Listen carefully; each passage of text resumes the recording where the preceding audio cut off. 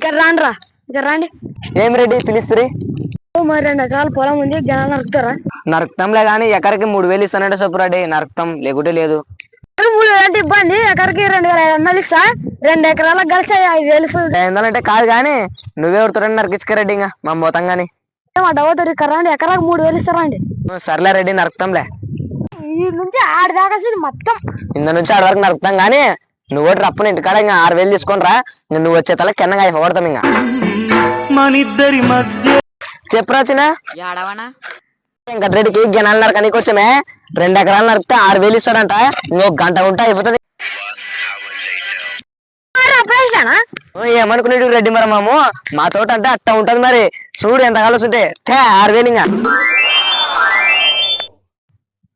గాడు వానకి కష్టపడి చేస్తే కూడా 500 తక్కువ ఇచ్చేసి, ఈ కొడుకుని అట్ట కాదు, ఒకటేటి సెలగతో ఓడితే అట్ట అడ్డం సచ్చపోలా.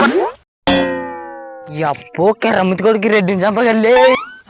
కొడుకు నాకే 500 తక్కువ ఊరికోసం అయిపోయాను అప్పుడే. రెడ్డి 500 తక్కువ ఇచ్చినారా?